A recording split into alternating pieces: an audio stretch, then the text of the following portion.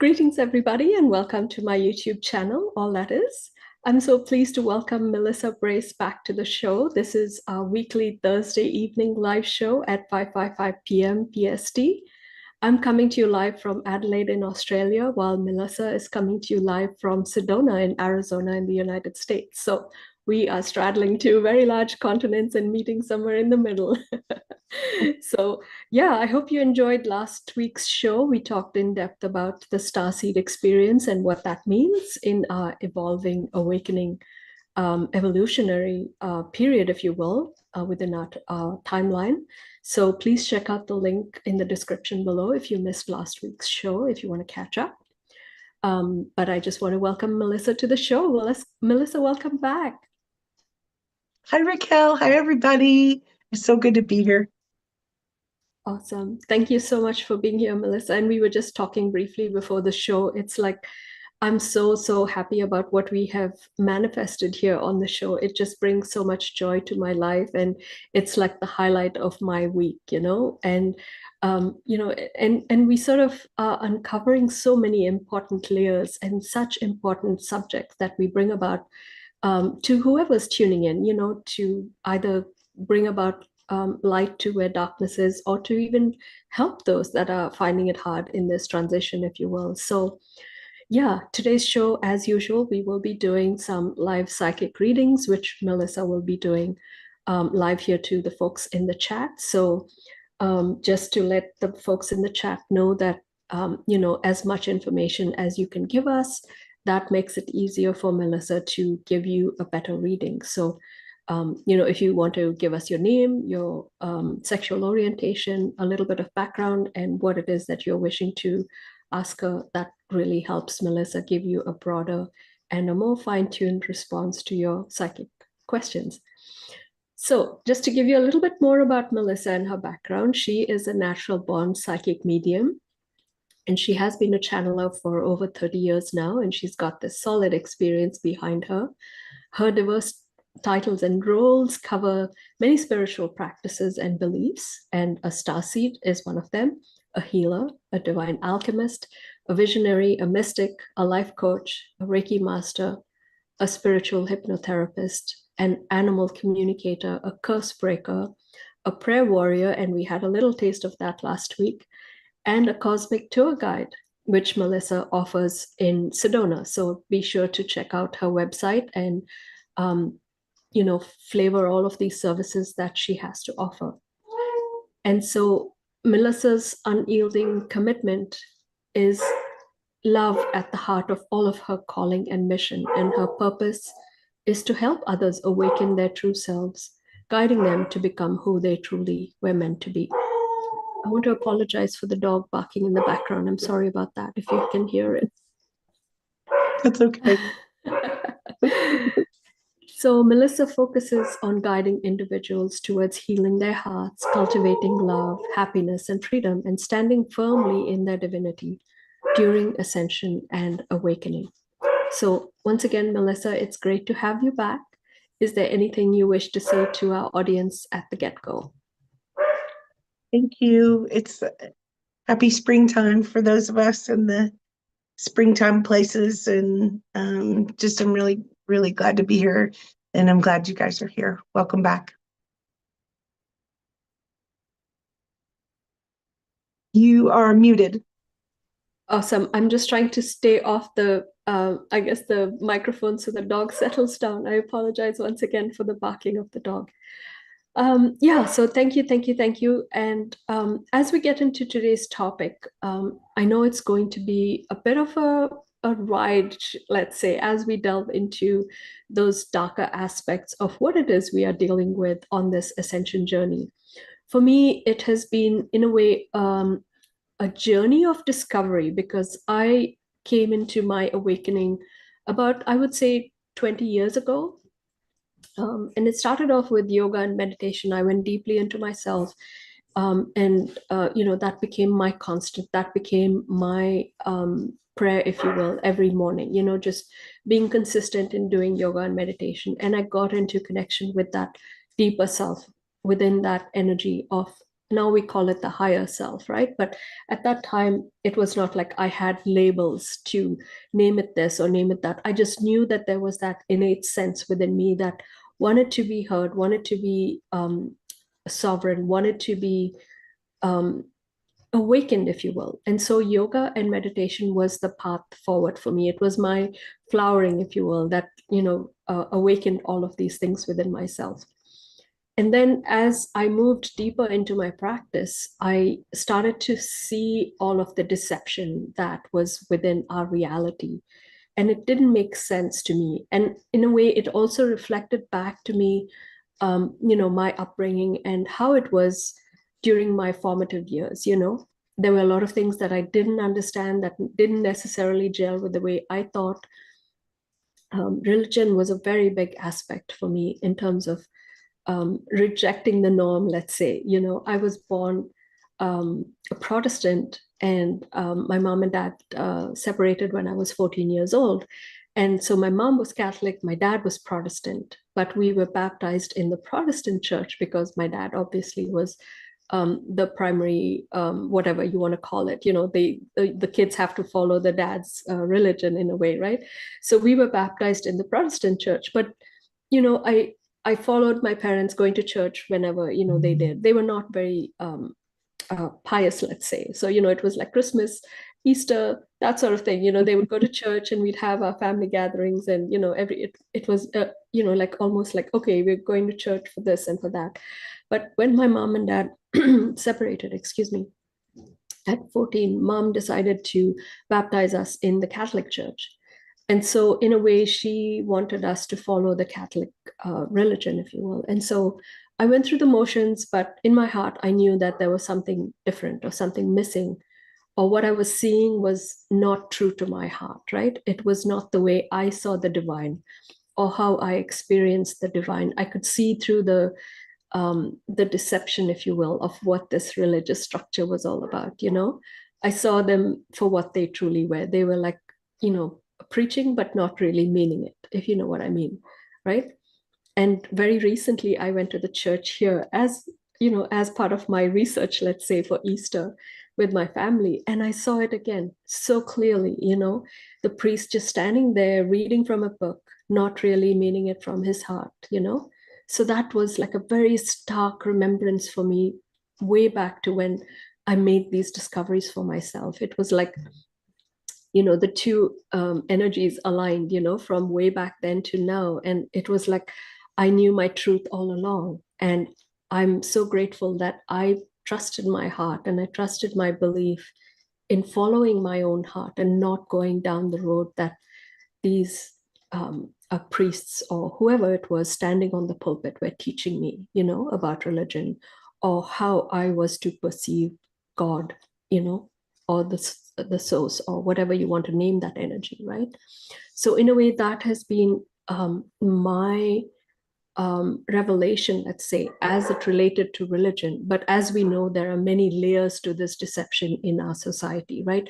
Whether it's the school system, whether it's politics, whether it's the medical system. There's so many layers within which society has been built, but I see it as a deception on all of these levels. So in a way, it's for us to discern for ourselves from that heart-centered 0 point energy field to realize what is the deception and what is not. So for me, that religious sort of background was what tied everything in for me and brought me into my heart and said, this is the way forward. So I hope that gives you a bit of a background and what it is I'm trying to bring forth with this episode. Absolutely. I didn't know you were half Catholic too. I always say that about myself. So I grew up Protestant and chose Catholicism, and so I'm half Catholic, is what I say. Oh yeah, I went into a convent school as well until about grade 7. So very much involved with the nuns and the priests and all of that. Yeah, it's pretty cool. And also I was thinking the very same thing today when our subject is, into the light, out of the darkness. And Mhm. um, exactly what you just said, like when kind of noticing in different aspects of the world and during my awakening periods and times and changes and shifts. And, I remember being in line for voting when Barack Obama was in his first Sure. session and looking around and thinking something is wrong with with this. And sometimes there's just waves of, like you said, deception. Like, oh, I see the total clean, clear cut deception right now in different things of like religion or politics or our own belief systems. And as I grew up in the part of the country that they call the Bible Belt, Mm-hmm. and I loved it. Like I love God every day, and but some of it was tough with the stringent, hurtful, painful perspective pieces that Mm-hmm. I'm seeing, excuse me, kind of pop out a lot lately with the division and divisiveness and war coming down, Mm-hmm. when the truth is we're not that different. And on that note, I've had a little bit of flack over the years for, um, I guess, talking to the witches and talking to the, um, different backgrounds, the Muslims, and talking to the, different backgrounds or paths, cultures, and loving them, like not having any distinction that they're really that different. Yeah. We all know good and bad, and we all know light and dark, and those entanglements that have come into just all of us, all of our lives, in big ways. And I think this is a big illumination time, albeit kind of gross Mm-hmm. and kind of scary in a lot of Yeah. ways. It's a good time for us to go, oh, how can we clear those energies in this layer, and layer, so that we become more free as we keep walking forward and carry that light more fully and clearly with each other. And so that's pretty cool. But my background was a little bit tough in those areas as well, with Yeah. just the oppression. Yeah. And as some of you know, um, many years of ritual abuse and being in a place that I did not fit, Mm-hmm. kind of, Yeah. like kind of oppressed, slavery Yeah. almost. And those things, those layers can come out for all of us in different ways, Yeah. and in our lives. So, yeah. So in my Absolutely. life experience of accidentally being on this spiritual path really strong, um, just from birth, I was just this, me. And so over the decades, most of the time I was in um, learning and training to help understand how to help people find their cleansing, clearing, and their healing, and their truth, their answers, their lightness of being, Mm-hmm. and in their own unique ways. Yeah. It's my favorite part of my career. Awesome. No, you are such a beautiful light, and thank you. Thank you for the work that you do.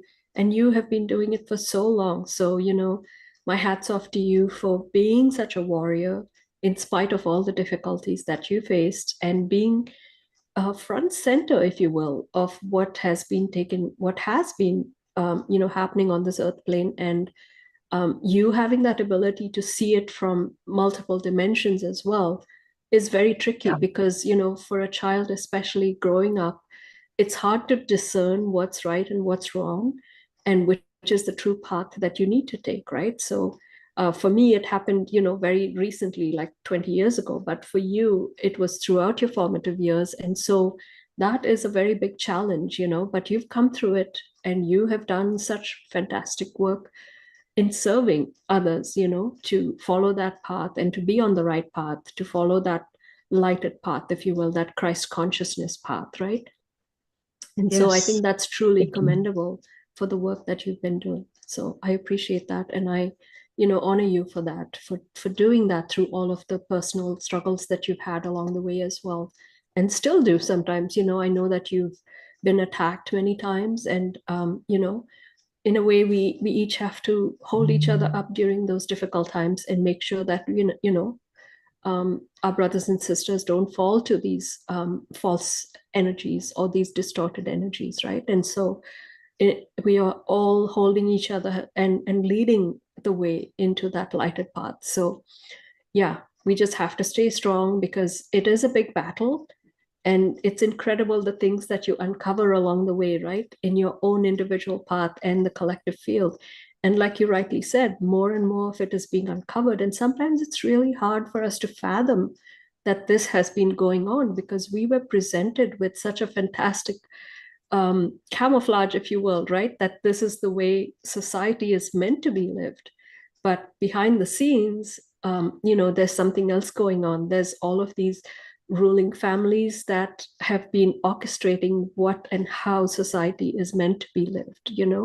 And we have taken it hook, line, and sinker as a way of life, right? There are those like you and me that have along the way discerned that no, this is not the way to live.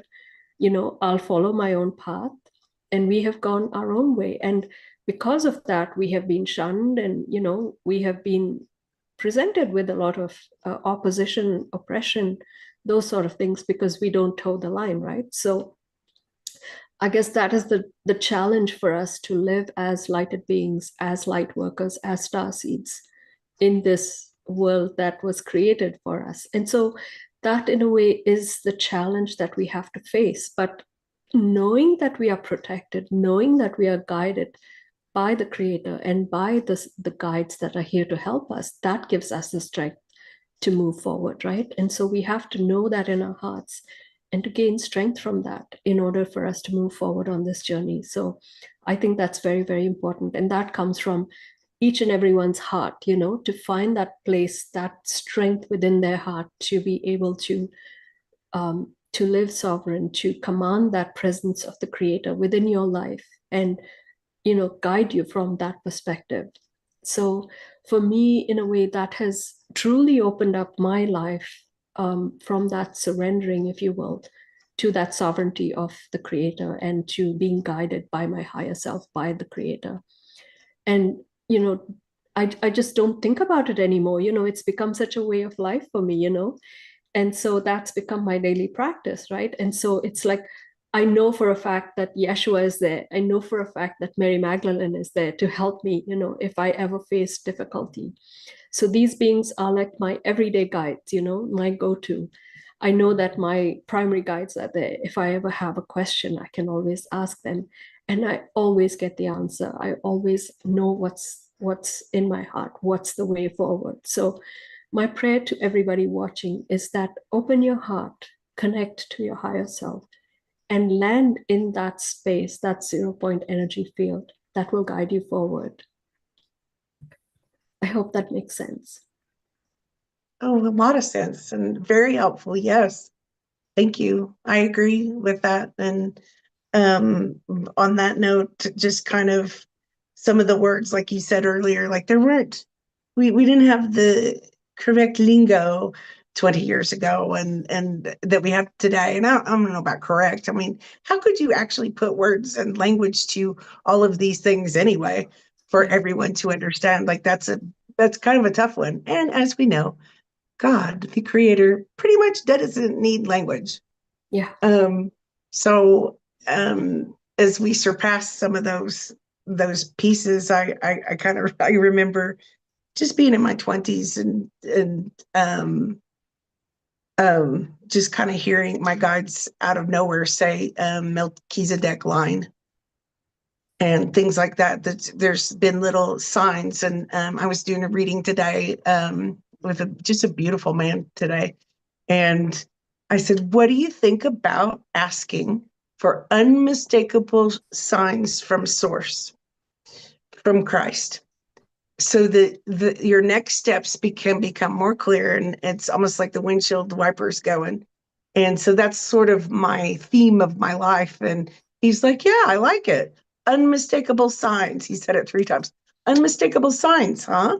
And I said, yeah, like, what if the universe is just waiting for us to ask, you know, source, God, the divine universe to share with us what the answers and truth and the next steps that we can unfold in our awakening journeys, our journeys, Mhm. and clearer and more clear and more clear.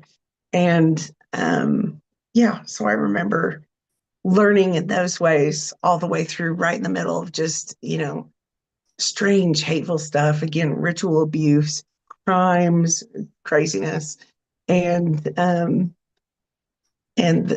and like you said, to be able to come back into those higher frequencies and remember, like, no matter what, rich, poor, bad days, good days, we are so protected and loved, and Mhm. in every level and every layer of who we are. And that's where I sometimes see some of those lower energies becoming free, and in my journey at least, becoming more sovereign Yeah. in every breath and every second. Does that make Yeah. sense? Absolutely. Yeah, absolutely. No, and I think you hit the nail on the head. And we brought this up last week as well. We talked about this briefly, where it's us that has to open our hearts and reach out. It's like our guides and indirectly, the source creator or the almighty or God or whatever you want to name this energy. It's almost like we have to raise ourselves up to that level because we have been suppressed so far down that we're not able to access those pure energies, let's say.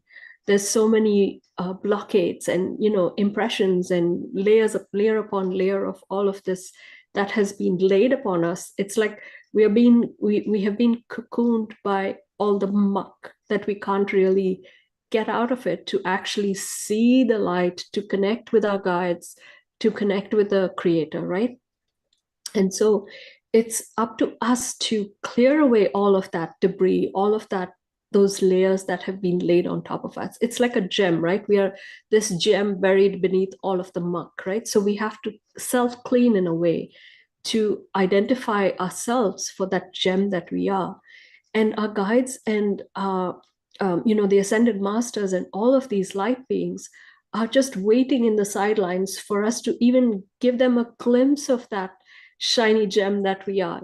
So it's like us having to reach out, and they will just pull us out of the muck.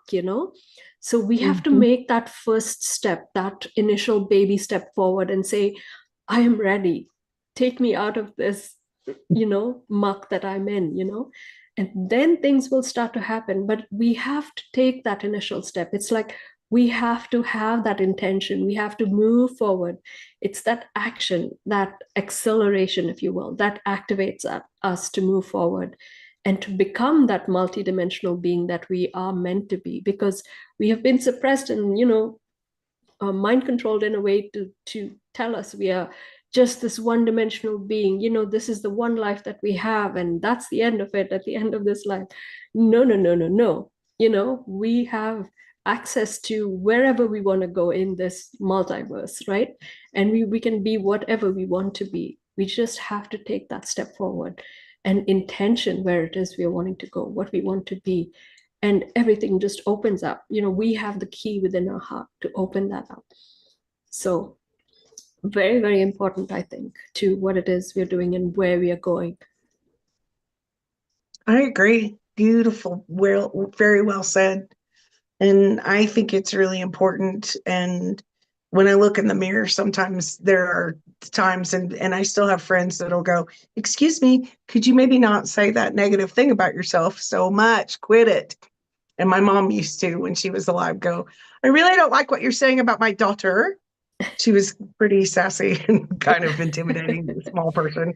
Um, and um, and to remember, when we can't remember, I always call this all of the awakenings a remembrance. And when we can't remember, when we feel stuck and we feel abused, or we feel hurt or mad or scared, or any of those lower energy things, that means some of those entanglements or those distortions are like sort of surfacing, um and to remember to say, yes, but I am a spark of God. I am loved. I Mhm. am loving. I'm in my integrity, Yeah, and and I and to remember that, it sometimes can help you breathe again yeah, and push the muck out a little bit further. And that it's just almost like opens up the path, and all of the heavens, all of the light of God will yeah, answer you and walk with you. And um, so in those many, many, many, many layers, I was saying some prayers and meditation this morning, and I kept getting, I know it seems like, so maybe so, especially being in Sedona, which I like to say, some of us woo-woo people in Sedona, which I'm all about it. I'm committed all my life to it. Um, you're are in the saying, pure field. okay, You're in the pure field, Melissa. absolutely. I'm so grateful. I can't even tell you. I'm so grateful. And I feel like I belong. And I just kept looking at the energies, because one of my skill sets is looking at big, big picture pieces. Mhm. And sometimes I can't see the in between, but the big picture of energy and frequencies and how things are aligned, and almost like the architecture of our reality, and the Mhm. layers and layers and layers of those architectures. And I kept thinking, whoo, I know over all these years, all of us have said, okay, this is it. This is great. Just keep going, and we're almost perfect. It will be just fine, almost perfect. And I keep thinking, there's particular layers that we are here to hold the light in Yeah, as we open the doors to that new earth, which is beyond a lot of that lower density. And I think we're doing a really good job. It's hard for us to remember, because it's so agitating out there sometimes, the chaos yeah, and especially when it comes down to that separation where we feel so isolate, like we can't even love our neighbors, mhm. or be our full selves with our friends and family sometimes, all the way down to war. Are you kidding me? Like, Yeah, this is 2026. Are we? This is unfathomable how stupid that is. And I'm not saying stupid because um, I'm saying stupid because, I mean, that's not normal. That's we not need the helpful. yeah that need to have war. Yeah, I totally get it. Yeah, And and the many other things, the demonizing people, or groups, or um, and those the patriarchal imbalances. And but at the same time, I was kind of, over these last few years, watching that divine feminine, the divine mother, stand up mm. and smooth things out, and activate our codes to deeper, more clear, unconditional love and connection, and all those things. So it's such a dichotomy going on right now of that Yeah, light and the dark, and to always be peachy keen and perfect, and like someone else's thinks is perfect, and things like that is probably a little overkill on that. But I think we're really doing well, and all the people that I get to cross paths with doing yeah, really well at breaking on through, being that sovereign being and holding the light, even in the darkest places, as they unplug those old dark programs and flip them off and throw them out the window. yeah. No, I love that. I love that trajectory that you've presented. It's perfect for what we're trying to bring forth today. And you rightly said that we are, in a way, in the thick of it now. And I think this is the most or the deepest we've gone into the darkness, with the ritual abuse and the ritual sacrifice and the, dealing with the children, dealing with the women who have been suppressed, who have, if you go into the underbelly of Hollywood, you see it there. It's like the worst of the worst of humanity is exposed in all of those things. And recently we've had the exposing of the Epstein files. To me, that's like the darkest of the darkest. It's Yes. like, and to me, it's all tied in together. And that's why they don't want that to be exposed, because their bag of tricks, if you will be exposed if all of that comes to light. You know what I mean? And so it's like their rule book will be exposed and how they operate. It's like they don't want their operating system to come to light. Then, the end of that'll be the end of their world, so to speak, right? But we have to keep chipping away at this. We have to bring light to however hurtful it is. For many beings it might be their closest relative, their mom and dad, or their family who has been involved in these things. So it brings about that energy of forgiveness, of understanding that these beings potentially did not wish to be in that situation. There were and I know this for a fact, where people have gone into these situations for the betterment of their family, to have a better life, but they have been tricked into believing that they would be given something if they took part in the system, let's say. And a classic example would be the entertainment world, right? Things, shows like American Idol, for example.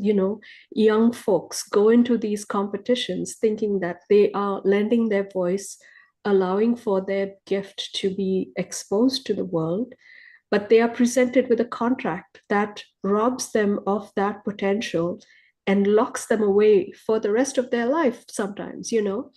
So they get into these difficult situations where they become owned by these corporations that essentially are then directing how they sing, what they sing, who they sing to. It's like a complete mind control situation.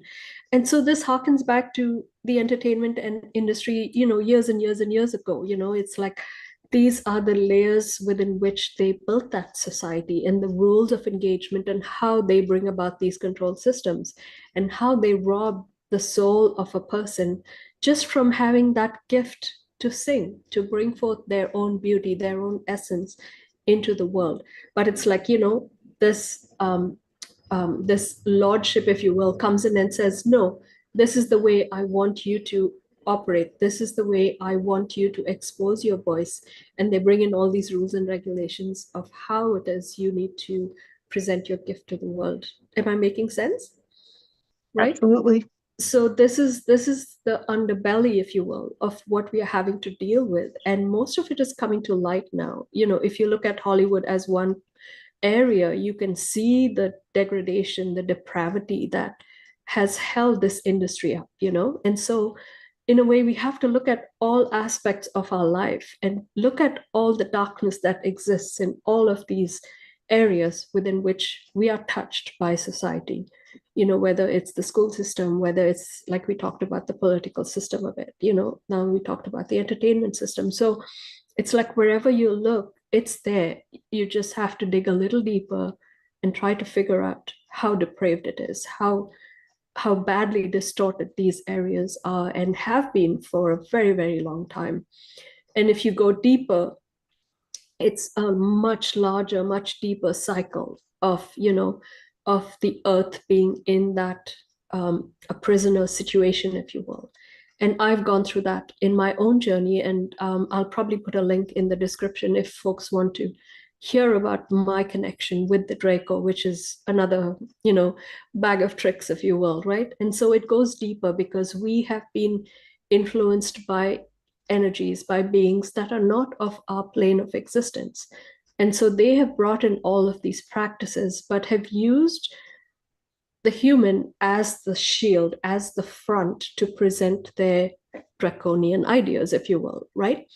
And so we have been, in a way, built on the system that is not meant for us to be experiencing. And so, in a way, we are breaking through and trying to remove all of these systems and find that light within and try to rebuild on what we are meant to be and how we are meant to be. And you rightly brought in that mother energy, which has been suppressed for so, so, so very long. And we have, in a way, awakened it through our grid work missions as well, bringing in that mother energy and bringing about the balance between the divine feminine and the divine masculine. The divine masculine has been suppressed and distorted in so many ways, and it's still happening, you know. Where are the divine masculine? You don't see it anymore. You know, you don't see that strong divine masculine that has that protective energy, that has that sheltering energy Honestly, to protect the divine feminine. You hardly ever see it anymore, right? Because the divine feminine is in a way um, glows and grows and feels secure in order to create, because in a way we hold the woman, the womb man holds the secrets of the universe within her womb, right? And so when she has that security of the divine masculine, she's then able to birth, right, to feel that strength within her to bring forth all of these energies. And so that is missing for a very long time, has been missing for a very long time. And so we need to identify that as well and bring forth that balance and birth that divine mother energy that has been suppressed for so very long.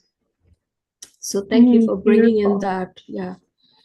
Yes, and um, kind of on that note, all of us are divine feminine and divine masculine within ourselves, and that gets confused. And thank you for mentioning um, Draco backgrounds.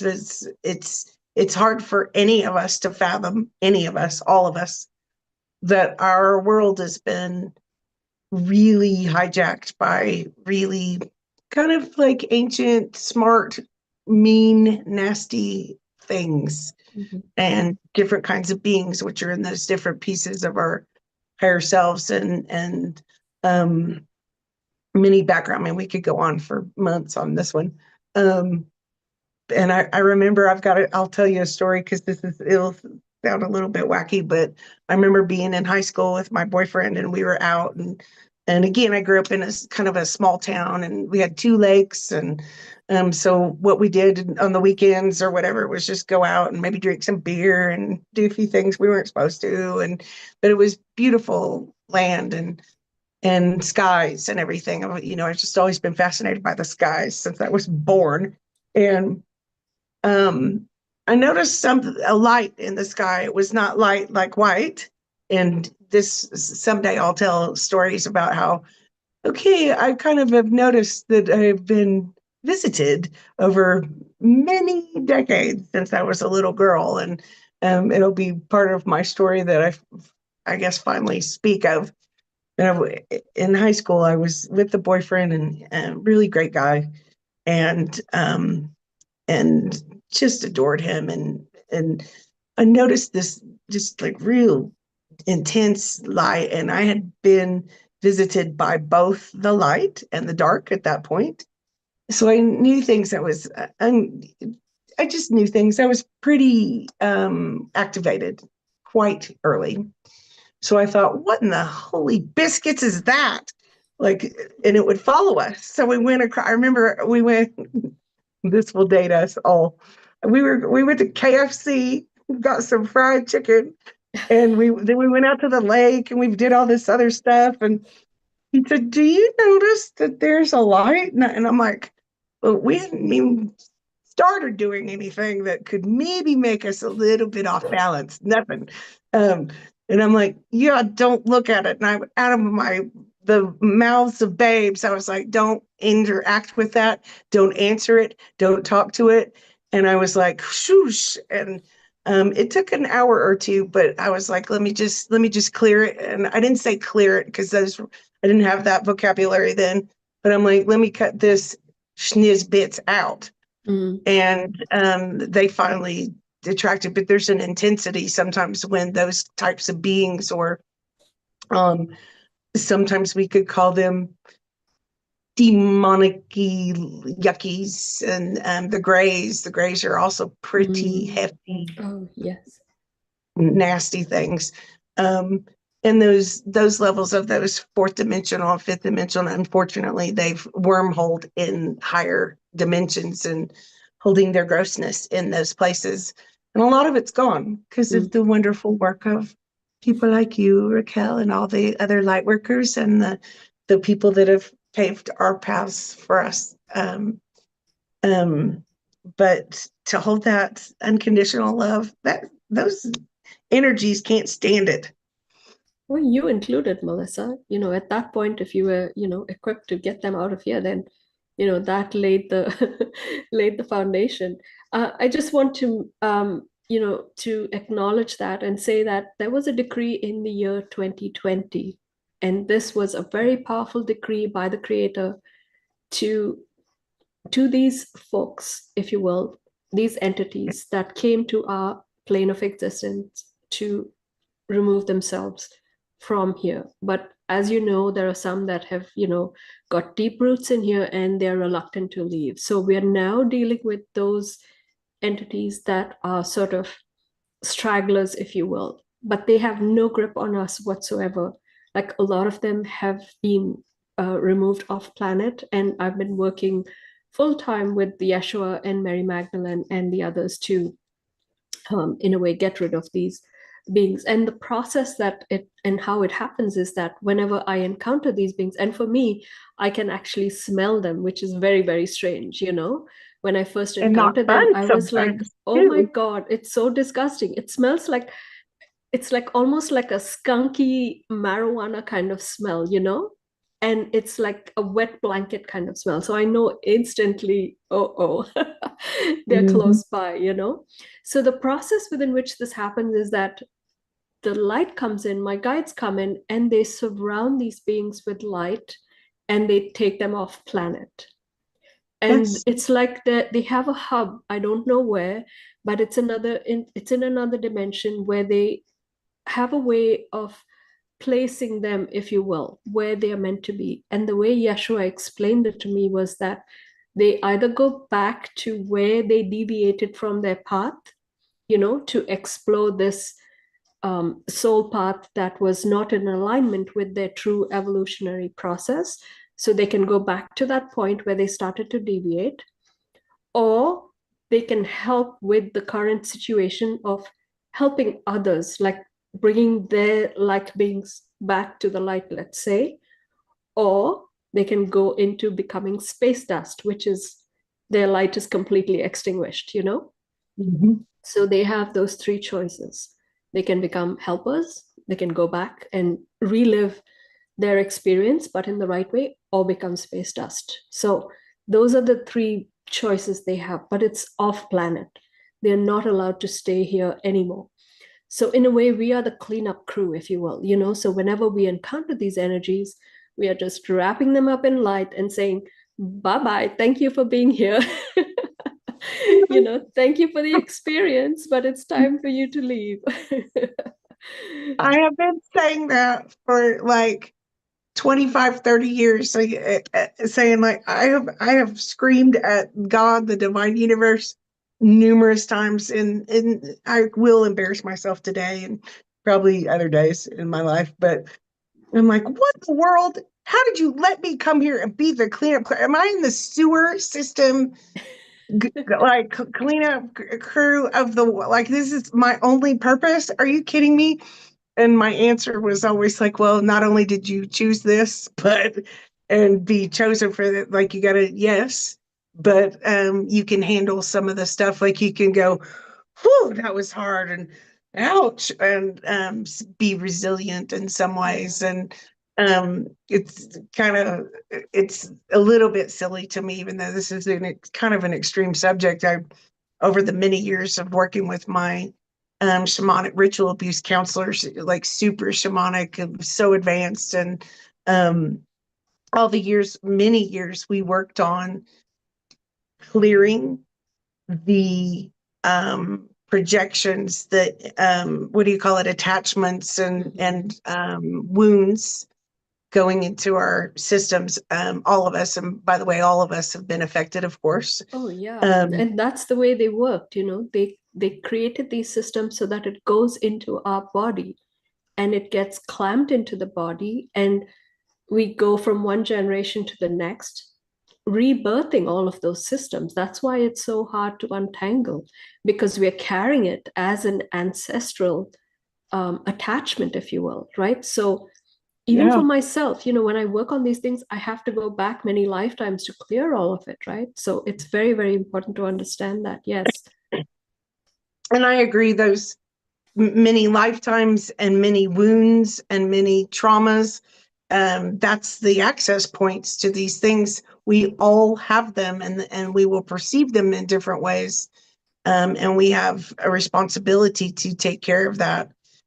And, like I said, with my main teachers, and my main one I worked with for 13 years every week, like nonstop, almost.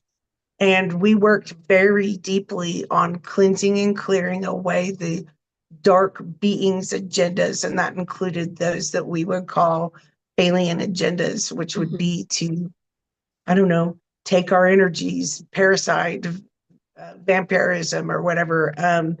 And those dark energies, the oppression, suppression, and those things that are just the cages that have been around all of us. Mm-hmm. And that's one of my, I've actually never talked about that ever to anybody.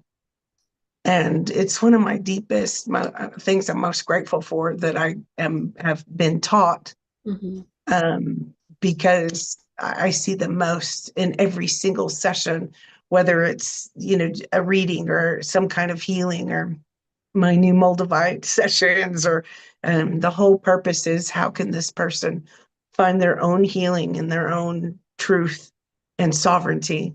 And I see those energies, those dark energies that have been, like you said, clamped on, like Mm-hmm. literally holding on, super glued, nailed on, Mm. like it fused onto us.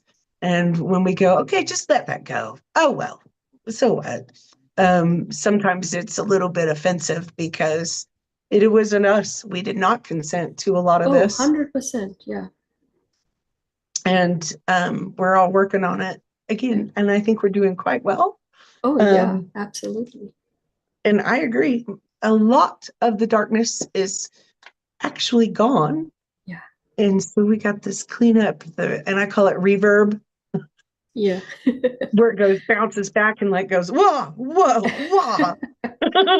Yeah. Uh, Well, to me, I call it the minions are now in charge, right? So it's like now it's the human side that has to be, in a way, brought to understanding and realize just what has been happening, because these dark energies use the human as a front, like I said earlier. And so these humans have been mind controlled to think a certain way. So we've heard about the 13 families that control this earth plane, right? So those are the people that are the front, like the royal family and all of these beings that are controlling us in many different ways. So it's now time for us to, in a way, show these beings that this is what they have been doing. And now they've lost that support, if you will, from the back that was controlling them. So there's no strings to their puppet anymore, right? And so they're left naked, and they don't know, some of them don't know how to survive anymore, right? Because they don't have that energetic backbone, if you will, that was mind controlling them and telling them what to do, how to do it, where to go, right? So in a way, that's left up to us as well to forgive them for having indulged, if you will, in that dark side of their own soul, right? And so it's for them to come back to understanding where they have gone wrong and correct those actions, right? So we have to be compassionate towards all of these beings as well, because like I said earlier, we are all helping each other go home to energetically turn the page on all of this atrocity, whether we were involved or not, and just come back to that lighter side of things. And I think we're doing really well, and by default, we are being helped by the creator as well. We are moving in that lighted path of the photon belt, and I think we mentioned that very briefly in our previous shows. So we are in that um, um, galactic pathway, let's say, that is directly influencing us, whether we like it or not, with the energy of love from the Pleiades. We are moving into that Alcyon environment, which is like the central sun shining that love light on us, whether we like it or not. And so, in a way we're getting that help that we need, to move forward and to reject all of these insecurities, all of these inversions, and find those fragmented parts within ourselves to weave it all back together again, and to come back to that Mhm. sovereign place that we are meant to be flourishing from, right? To that true evolutionary cycle of our soul. So that's the objective. That's where we are going. And that's where the new energies are coming in that are being birthed. Mm, absolutely. I see it too and know it too. And again, be nice to each other. I want to just throw this out there that let's have compassion for each other. Mm. And I'm not saying like, sure, let all the crimes keep going. Sure, No, just no, close your eyes and let it happen. no, no. No, We I'm not cannot saying we that. cannot I'm saying unsee that anymore. Yeah. we cannot unsee that anymore. But each one of us have been duped and tricked and part of the system, and we're still unplugging each and every one of us, even the most advanced of us. Yeah. And I'm just so proud of all of us. We're going to make it this time. We don't Absolutely. have to have bad histories repeat anymore. No. We've We we've can. reached that tipping point. So there's no turning back now. It's only forward. Well, I just want to quickly acknowledge everybody in the chat. I've seen a lot of hearts flying, and I just want to say hello to everybody. Sorry, we got on a roll there and we just didn't have a breath to take because we were so involved in what we were talking about. But I love it. I love it. I love it. I love our conversation. So we've got Katrina Boo, and we've got Laurie Chavez.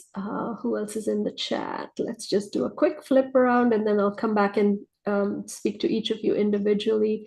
We've got Tracy, Hey, Tracy. and we've got Melissa from New Zealand. Hey, So Melissa. thank you, everybody, for being here. Hey. And I just wanted to say, if you have any questions for Melissa to get a live psychic reading, please be as specific as you can be, identifying yourself and your question so that you get a more um, finite, let's say, or fine-tuned answer from Melissa in where it is you want to go and what you want answered. So let's talk to Katrina. She says, hello, everyone. I'm just going to pull all Katrina's comments here just so it's, Katrina speaking to us directly. She says, I always cry when I go to church. This was when we talked about religion, I suppose, earlier. It makes me uncomfortable. She says, right, I feel more comfortable watching at church at home than going out. What else? Katrina. She says, I'm ready to be happy. I don't know what makes me happy. Still, I am learning. She says, I'm going to watch some YouTube videos on that, like meditation. Thank you, Katrina. Oh, sorry, it's not Katrina, it's Karina. Sorry, Karina. Sorry, my apologies. Um, she says, love your flowers in the background. It is like cone flowers. I don't know what cone flowers is, but yes, this is my sister's home. I'm reaching you from. So this is her decoration, and she helped me create this studio feel, if you will. So thank you for that. What else does Karina say? She says, like I've been shut down from emotions now. All I want to do is cry all the time. Just be strong, Karina. I think we all encounter that at some point or the other. I've cried for weeks at a time just from heartbreak and, from just living through what Mary Magdalene and Yeshua have gone through. When I was writing the book with Yeshua, for those of you that may not know, I have transmitted an entire book with Yeshua and what his experience has been like, as a light being and as a being on the earth plane. So he came into this experience while the Draco were already here, and they were in the form of the Romans at that time. So, I've walked through that entire experience with Yeshua and what it was they lived through during that experience of 2,000 years ago, right? So I've cried, I've cried, I've cried. But I've also learned so much from these beings, from these ascended masters, and they have given me strength to move on and to understand all of these things that we are going through. So take it to heart and know that your tears are not in vain. It's just a way for you to process, probably. Crying helps you to cleanse your heart, to cleanse your mind. So if it's tears, then let it flow, let it clear from your being. That's a way of processing energy. That's a way of processing emotion as well. So let it flow. It's not a bad thing to cry. And we can ask the for Karina in particular, and all the rest of us too, because we do feel stagnated, we do feel blocked, we do feel like crying. I've been so isolated in my life, even though I talk to people all day, every day. Sometimes I'm so isolated, and it's not always easy. So I hear what you're saying, and I totally believe you and feel you, Karina. What if we ask the divine universe, the breath of God, to move through us all and show us unmistakably, bring back our energies that were smushed and squished and chomped on and hurt and stuck, and to ask God, Source Creator, to show us, share with us the truth, and help us remember what does make us happy and what our purposes and passions and next steps are, so it doesn't feel so isolate and separate and painful. Is that okay? Absolutely. I love it. I love it. I love it. Let's see, what else does Karina say? She says, my grandparents lived in, how do you pronounce this? Indianapolis. I think it's Indianapolis in the Mhm. 1990s, and I want to visit there. Uh, do you like Indiana? I haven't been, unfortunately. Have you been to Indiana? No, I've been to Illinois a few times, but not Indiana. And I'm wondering if it's almost like calling you inside of your heart. I mean, there's some awesome people in Indiana that I know, but I've never been. I'm wondering if it will almost like bring you, almost like a key or a click, or your grandparents will help you feel what it was like, what your line was like, what your truth was like, and see where you came from in a way. Activating. Mm-hmm. She says, has anyone got meteors falling? We had some fall in Ohio. What else? What else? What else? We're focusing on Karina now. Let's see. Okay, so Karina, if you have a specific question or something you want Melissa to answer for you, please put it in the chat. I'm just going to go all the way up to see if we can interact now with Lori. I think Lori is the one Lori's that been has been waiting. missing us, right? Yes, she's been Yes. waiting. Thank you, Lori. Hi. Hi, Laurie. Ask Yes, some she says, yay, I made it specific. to tonight's live. So she says, I pulled away from the Catholic Church in 2014. My priest, betrayed me. We moved and started a new Catholic Church 2025. Priest is from Nigeria and speaks the Lord's word all the time. What else? What else does Laurie have to say? So sorry you went through this, Melissa. Can you explain how to connect to your higher self? Yes, Melissa, the language is new for me. You guys have new terms I'm not familiar with. So I'll sort of tune into that and answer Laurie's question about connecting to your higher self. It was new to me as well, Laurie, and just the word higher self was very new to me when I first started awakening, and it felt very isolating and very new to me. So in a way, I had to break through from my own understanding, my own religious beliefs, and figure it out for myself. And what I encountered was that my higher self, in a way, was severed, if you will, from my energy because of all of this repression. So, if you can imagine the chakra system that we have, like the root chakra, the sacral chakra, the solar plexus, heart, throat chakra, third eye, crown, my higher self resides about 6 to 8 inches above the crown chakra, or everybody's, let's say, right? And so that energy was severed somewhere between my crown chakra and that higher self energy where it's meant to reside. So that energy was severed because of these repressions.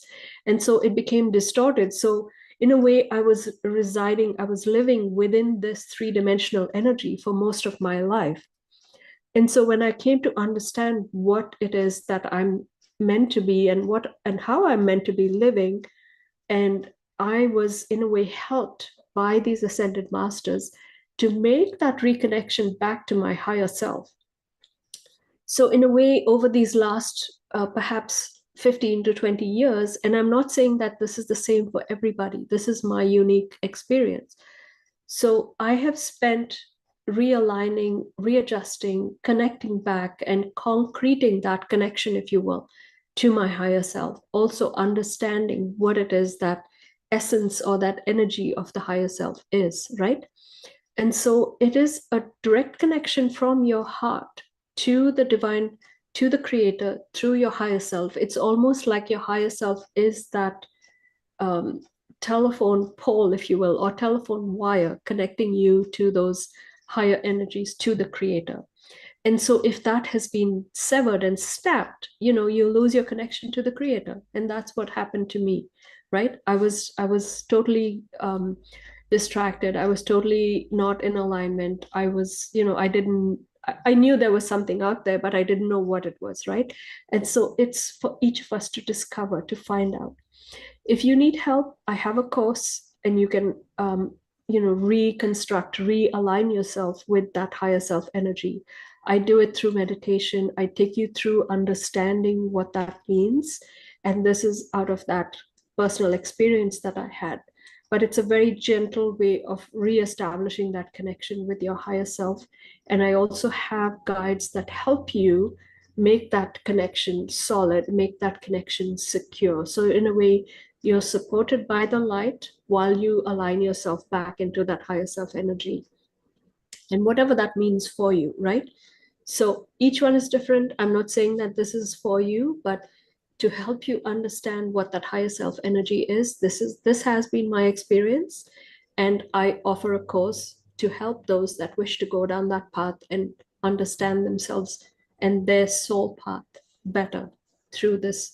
It's an 11-week course, or if you want to do it in 11 days, that's totally up to you, but it's an 11 module course. So I hope that helps you in a way to understand. But Melissa, you're more than welcome to explain what your experience has been with your higher self as well for Laurie. I still think that's um, the words are tough. Like, why do we need to use language? Can't we see it? And I think, by the way, all of us have been sliced and diced in some ways, and our energy fields forms our bodies, our spirits, our souls, in some ways.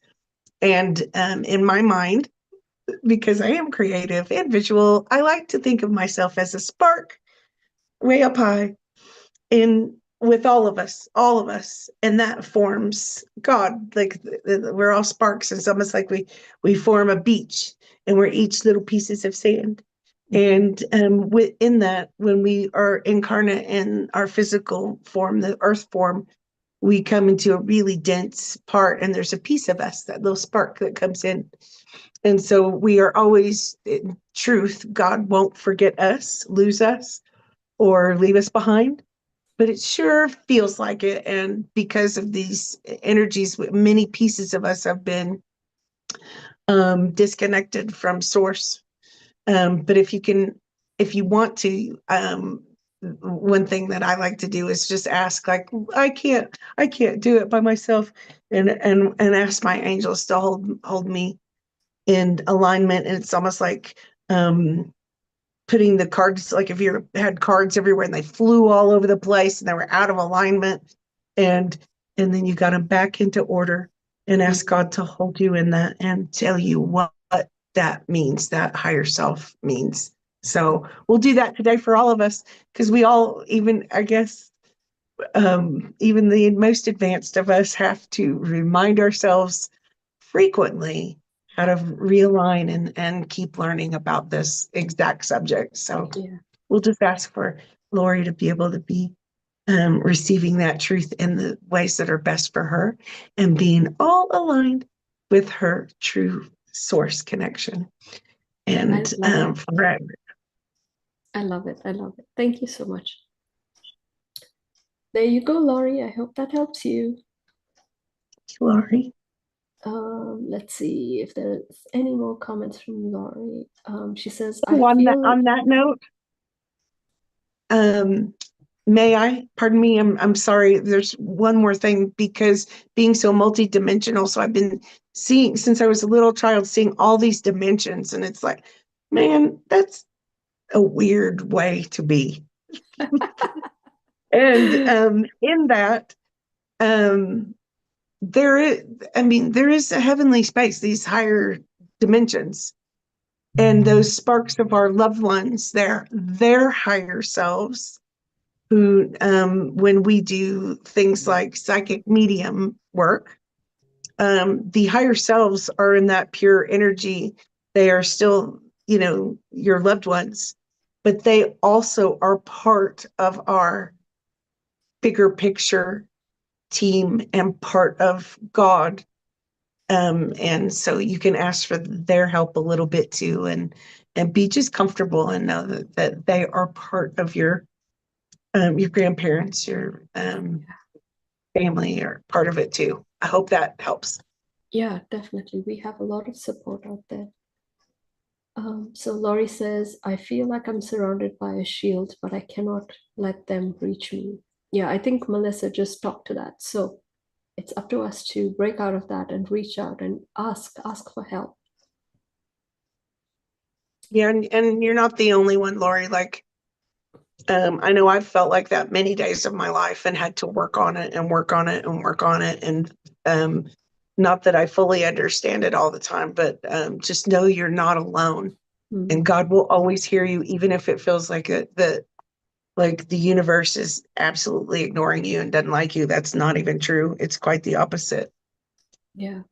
And like I said earlier, we are in that unique position where all of these beings, light workers, ascended masters, angels, they're all waiting in the sidelines to help us in whatever way we need help. So feel free to ask for help and be discerning about the kind of help that you get as well, because there are tricksters out there, so you have to be careful as well.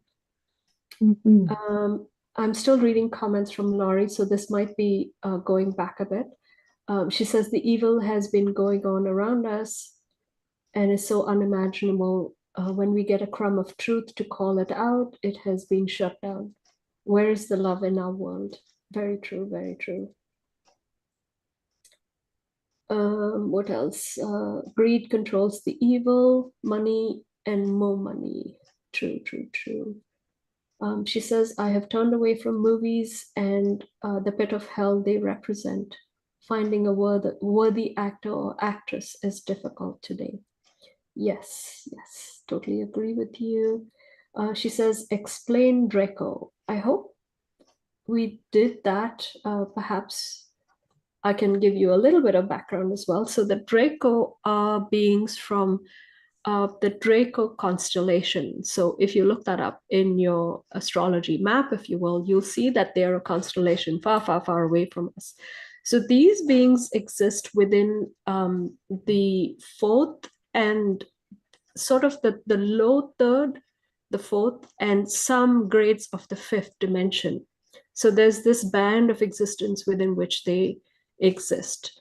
And their stature is humanoid reptilian. So they are bipedal, which means that they walk on 2 feet, but they have a reptilian body. They have a very muscular body, and there's many different kinds of reptilian forms, let's say. So and there's many societal orders, let's say. There's like the lower ones and there's the higher ones, and the higher ones like to call themselves the tall whites or the Draco lords, let's say. And those are the ones that have been in a way controlling our reality.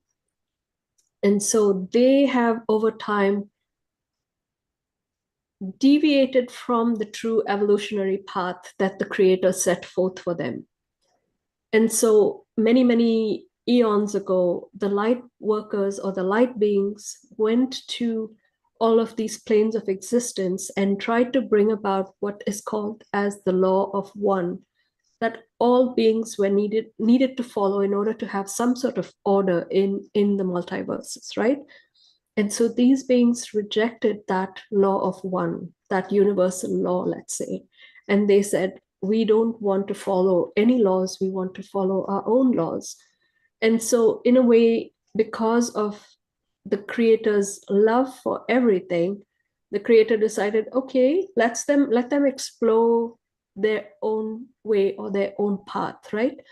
And so they went off on this tangent to explore the dark side of themselves, let's say. And so, in a way, they went too far down that road and they lost themselves within that experience. And so, in a way, a lot of them have extinguished their being, let's say. And that is true for the what we know as the grays. They have brought themselves into a sort of a self extinction because they went down the road of exploring themselves as AI or as technology. They lost that spark of the creator, of that soul spark of themselves, of being, um, what do you say, organic, right? And so now they are part of that energy that is on the edge of their own extinction. And so they became the minions, if you will, for this Draco energy. And so the Draco went over to Orion, which is where the Greys existed as their home planet, and they made an alliance with them.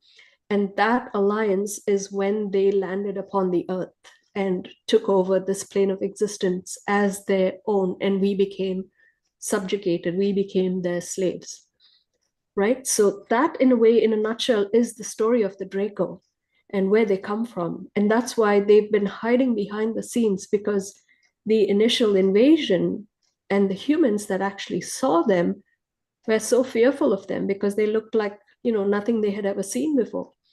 And so they came up with this very sophisticated plan of ruling from behind the curtains, if you will, using the humans as a shield for them to control us, for them to be that control system, but to do it behind the scenes by through mind control, through whatever way they controlled us. And so this has been going on for many thousands of years. And so their lifespan is 1 to 6 in ratio to our lifespan. So they succeed us by so many hundreds of years. And so they have that advantage over us that they can, far outlive us and, still maintain that superiority, if you will, upon this earth plane. So there's been a lot of this, there's many layers to this and what the Draco are and what they have been and what they have done. But know that they are no longer in control. They have been removed from this plane of existence. And like I said earlier, there are just the stragglers that are left behind, some of those minions, if you will, are left behind. So what we have to understand is not to bring in fear, because that is how they have survived on this plane of existence. They have ruled through fear, and they have ruled through subjugation, and they have ruled through the power of their being, let's say, because they are structurally stronger than us, mentally stronger than us. They are more intelligent, more advanced beings than us because of certain factors. And if you look at it from their structural development, their sacral, no, their root and their crown are more developed than the rest of their chakra system. So their sexual energy and their root chakra energy is more potent, and their mind is more developed than us humans, whereas we are more in balance, right, with all of our sacral chakras opened. And so they have experimented on things that are related to the root chakra, that are related to the sexual energy, that are related to the mind, which is where the mind control comes in, which is where the sexual perversion comes in. It's like all of those have been blown out of proportion, and that has been their focus on how they have experimented, let's say, with the human existence. So in a way, that's a bit of an exposure to what the Draco have been like. But Laurie, if you're interested, I will post a link to a show that I did um, earlier explaining about my own interactions with the Draco energy, or you can just look it up on my YouTube channel. You'll find some of my history where I've talked about this as my own personal exposure to them. I just hope that helps you. Any comments, Melissa? Yeah, one of the main things I would say about them, and I'm not laughing, it's not funny, is those energies have hurt us all. But they are the narcissists. They are the real ones, the narcissists. They have no feeling. They don't care. It's almost like, imagine if we, like on TV or seeing a crocodile in those eyes. Do you think that they're thinking about if we're happy and we're okay? They are the betrayers. They are the deceivers. And it's kind of all they were programmed for. They did it to themselves. Mm-hmm. We did not. We did not consent. They're trying to, they were trying to do that to us. And they did because they outlive us and they're pretty smart in lots of ways. But that's all they were trained for. So it's almost like that cold, dark, and then they wanted us to believe that things like war and hurt and abuse and It's normal. Yeah. Yeah. it It's was not just normal. normal. Yeah. Yeah, like just kind of, yeah, yeah. So, yeah.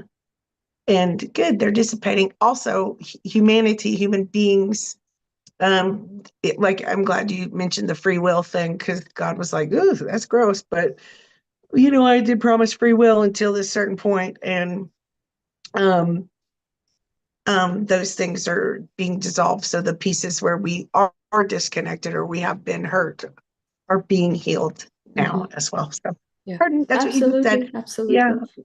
No, and like I check said out earlier too, hotel. it's like these beings when they do go to that hub where they are being processed, they're given those choices, right? So they can go back to that point where they deviated. They can go into a place where they can help others like themselves to progress along this path, or they can become space dust. So all of these beings are being given a choice. They can fall back and improve themselves if they wish to. But some of them are, like you said, they are bred in a certain way. They're so arrogant that they don't necessarily gel with the light, or they think, oh, I'm greater than God. That's their way of thinking, or I'll do as I please. I don't believe in God, or I don't believe in the creator. I want to be my own self. And so there's Or that any balance. arrogance. Yeah, yeah. So But there's that they have to deal with, right? So it's all of those very heavy energies that they possess, right? And that's just their being, that energy, right? So, Laurie, we went down in a very dark, dark, dark hole, big rabbit rabbit hole. hole there. I hope that helps you. Let's see. Thank you, Are these Lori. entities living among us compromising our happiness and ability to be our best? Yes and no. I think we've been talking about that as we move through the show. So it's up to us to recognize that and to move away from all of that.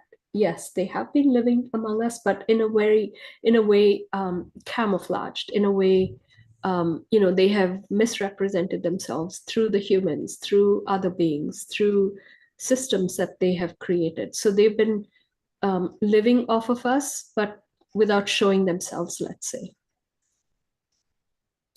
And we weren't meant to be in the same densities or be like two toys or anything to anybody, anywhere, anything. And so that is what we're talking about when, like many of us grew up hearing and knowing that there would be a time of peace and heaven on earth would um, come, and we call it new earth and all these different lingo words. But that's why that is the truth that God has decreed the truth for us to be sovereign outside of those lower densities and those beings to be where they chose or are supposed to be. And we are no longer needing to be subjugated to any of that. Yeah. Because we have to understand we are multidimensional beings, and that's what has been stolen from us. The earth was vibrating as a seventh dimensional frequency being. Earth is also a being, and she was in a way earth school. And so all of these light beings and star seeds were coming to earth to train, to get initiated, to go through that evolutionary process of living through being in the physical body, ascending from the third dimension to the fifth, to the sixth, or whatever your choice was. Your pre-incarnational plan was made to come to earth to experience whatever it is that you wanted to experience, but in the flesh. And so all of that was hijacked because of these beings. So if you look at it from a universal or a multidimensional perspective, Earth has also been stolen from that experience of being the Earth school. And she was degraded on so many levels. We've been poisoning her for so many hundreds of years, right? With all of these energies that, we have somehow polluted her, and so her experience has also been sidetracked. So now she is moving back into being that seventh dimensional Earth once again. And that's why it's being called the new Earth, because she is also aligning back to that 0 point energy field. And Yeshua explained it to me. It's like, she's shaking and like fleas off her back. When a dog shakes, all the fleas just go flying in the air, right? So she's just tired, and she's like, okay, I'm ready to move into that seventh dimensional energy. And so she's shaking. And as you know, there are so many volcanoes, so many eruptions going on right now. There's flooding, there's all kinds of, you know, environmental shifts happening. So she is shaking. She is shaking off all of those hundreds and hundreds of years of unrest that have been on her burden, on her back. So she is also correcting all of that has taken place. So we are all aligning with her, and we are correcting with her. And so it's a huge mission on many levels, right? So yeah, it's For it's all all of us, happening.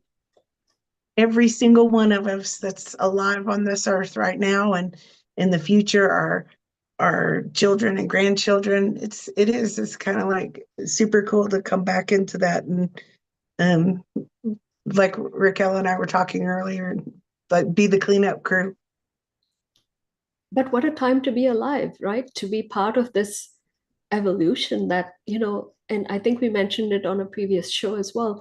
It's like all of these light beings and star seeds are watching what's happening on the earth. It's like, everybody's got their popcorn and they're like, okay, let's get ready, folks. This is what's happening on the earth plane right now. We've been waiting for How are they hundreds and going hundreds of years for this to happen, and it's finally happening. to what are they going to do next Saturday Yeah. night? So it's like the greatest show is happening right here.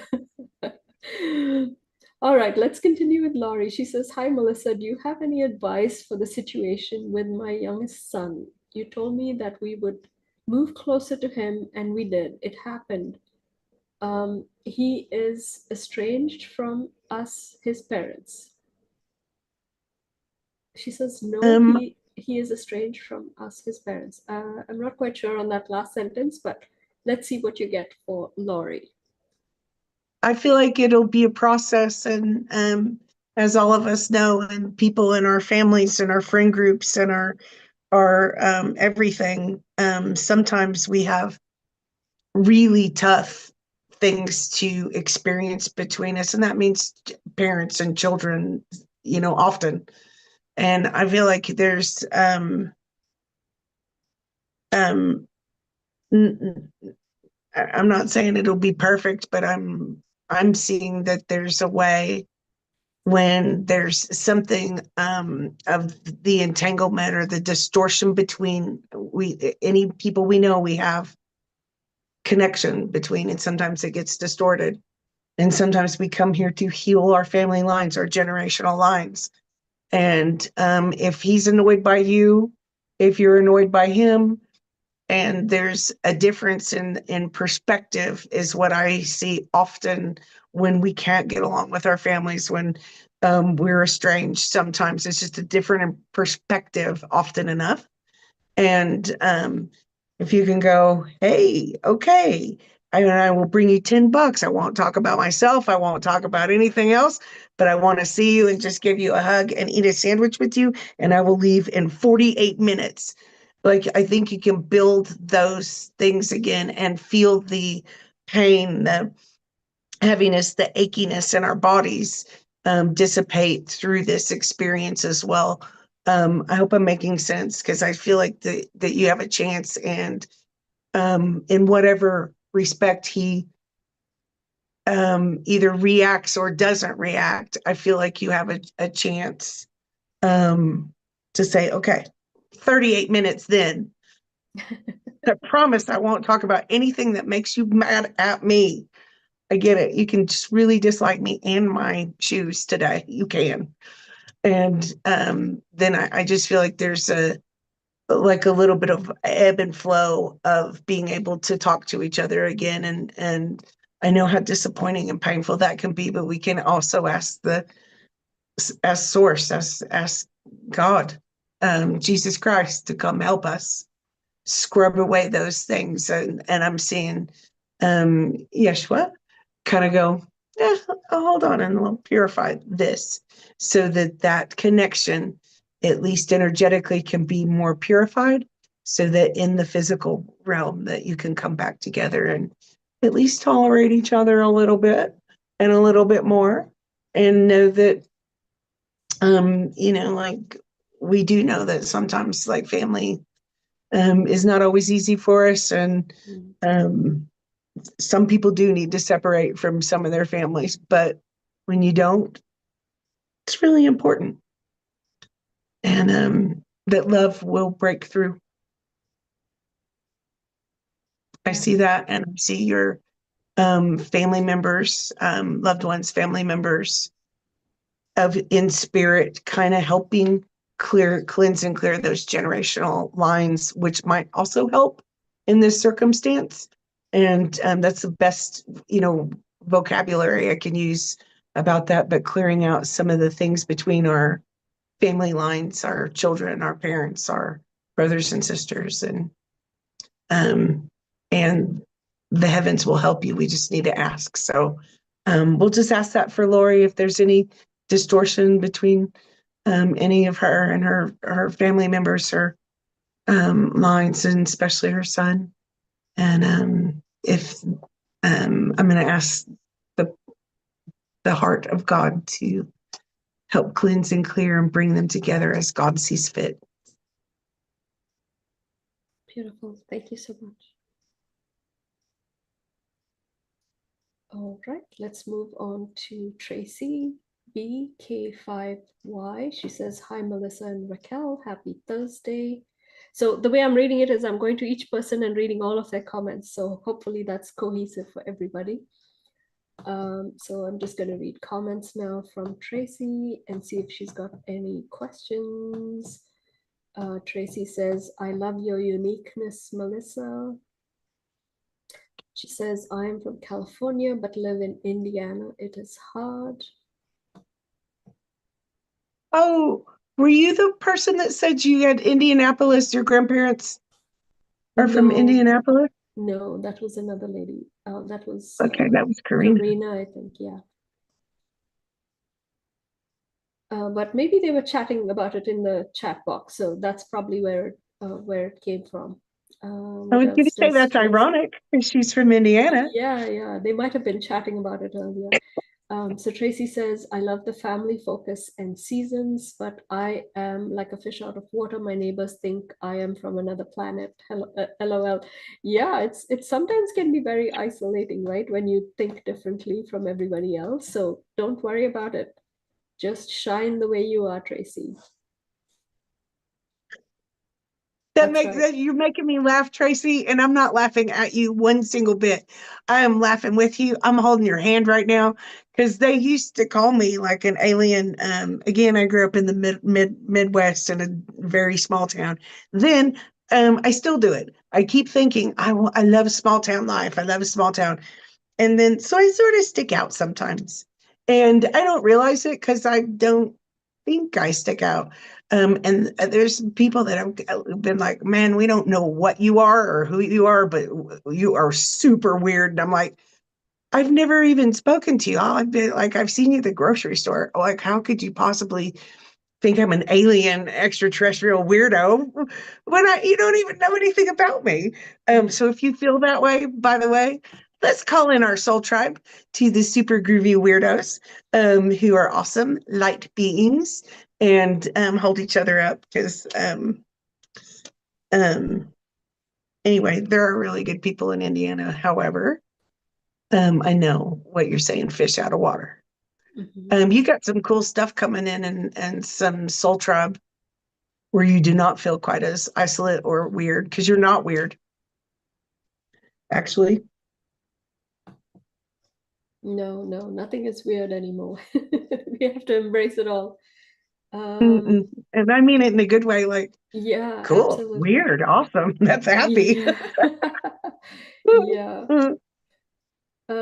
She's commenting about something that we were probably talking about. She says, wow, Melissa, that is a lot for a young person. Maybe when you were talking about your childhood. Um, It was a let's weird one. see. I have a question, please. Have you seen the Draco people in light workers? I personally haven't, but like I said, I can smell them, so sometimes when I'm working with people, I can actually sense them and smell them. Like when I'm talking to somebody, I can sort of sense them during sessions and sense the work or the oppression that they have put onto certain beings. Like, for example, when you're working, and we talked about this, Melissa, so you and I offer similar services, which is the removal of J seals, right? And so this is that um, cords, let's say, that have been placed within the physical body, within mostly the female or the divine feminine side of the body, because that is the most powerful side of our being, right? And so they work mostly on the left hand side of the female body. And so all of these are seals. They call seals because they are like seals, like actual seals placed within the body at different locations within the physical body. And so when I work with somebody on removing these seals from the body, I can sense that energy and where it has been plugged within the physical body. And so when we systematically work energetically through the body and remove these seals, it sort of gives me a vision or a guidance as to where these seals were placed and how they were placed and how it relates to that being and that particular being's past, let's say, or their past life or their ancestry. And so it's very different. It's very unique for each person. It could be associated with alcohol. It could be associated with drugs. It could be associated with sexual misconduct. There's all these different aspects and how these things anchor in the body and how it manifests in your life. And so as you work through these areas, you try and remove it from your body, remove it from your being, whether it's emotionally attached, whether it's mentally attached, whether it's psychically attached or spiritually attached. And so you figure out when, you're working through all of it and how you can remove it from your being. And so in a way, there's many different layers and many different sessions that you might have to go through if it's like really ingrained in your being, if it goes back many generations. And so it's in a way you have to commit to healing those energies within your body and removing these attachments from your body. It's not like, okay, you snap your fingers and say you can, but in a way those remnants will still come back and dog you, right? So you have to do it in a methodical way in order to remove all of those remnants that are going back many lifetimes. It's like a weed, if you cut away part of it, it'll grow back again. So you have to uproot it and you have to take it out all the way for it to be completely healed in your body. So I hope that helps and makes sense. um, Comments, Yeah, Melissa? it does. Absolutely, it makes sense. Thank you, Raquel. And I suggest everybody get some seal removals. I almost see it over all the years before I even knew about those words, J seal removals and stuff, and Mm, the cleansing and clearing. We kept doing it over and over, and it's almost like it's like was blowtorched into us, like burned into us, and mm, in our DNA, our actual, double helix DNA was spliced and diced. And so they said like junk DNA, sometimes a lot of that is just scrambled and yeah, inverted stuff that's kind of mess with the good stuff in us. I also have, I mean, I've had a lot of work to do on that in my own personal self, and certainly had to have help learning, growing, and work on it. Wasn't in just one day, like, okay, fine, I'm all clear, mm, in 1 second. Lots of work, and I continue constantly now yeah, too. Um, and so, yeah, I have seen it kind of shine through some of the light workers, but I think some of it has been as almost like reaction to being yeah, abused and persecuted themselves. And so I don't think it's like particular. Most of the people are not bad. no, There's just a piece of shadow coming up, and yeah, yeah. it's pretty tough. Does that make sense?